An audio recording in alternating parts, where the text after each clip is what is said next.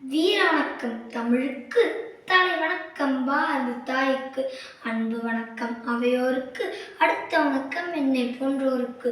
இன்று நான் குடியரசு தினத்தை பற்றி ஓரிரு வார்த்தைகள் உங்களிடத்தில் பகிர வந்துள்ளேன். இந்திய குடியரசு தினம் ஒவ்வொரு ஆண்டும் ஜனவரி 26ஆம் தேதி கொண்டாடப்பட்டு வருகிறது.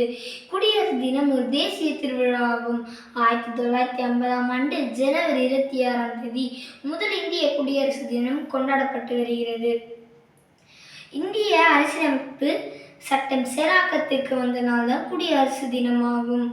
விடுதலை பெறுவதற்கு 17 ஆண்டுகளுக்கு முன்பே காந்தியடிகள் ஏற்படுத்திய விடுதலை நாளான ஜனவரி 26ஆம் தேதியே குடியரசு தினமாக கொண்டாடப்பட்டு வருகிறது. இந்திய அரசியலமைப்பு சட்டம் உருவாக்குவதற்கு 2 வருடம் 11 மாதம் 18 நாட்கள் எடுத்துக்கொள்ளப்பட்டது.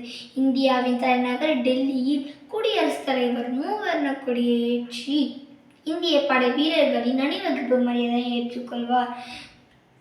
குடியரசு தினமன்று பள்ளிகள், கல்லூரிகள் மற்றும் அலுவலகங்களில் தேசிய கீதம் பாடப்பட்டு கொடியேற்றி இனிப்புகள் வழங்கி கொண்டாடப்பட்டு வருகிறது. நாம் அனைவரும் இந்திய நாட்டின் மக்கள் என்பதில் பெருமையடைய வேண்டும். எத்தனை மதம், எத்தனை மொழி, எத்தனை ஜாதி, எத்தனை பிரிவுகள் இருந்தாலும் நாம் அனைவரும் பாரத தாயின் பிள்ளைகள் தான். வாழ்க மக்கள், வளருக பாரதம். அனைவருக்கும் இனிய குடியரசு தின நல்வாழ்த்துக்கள். நன்றி.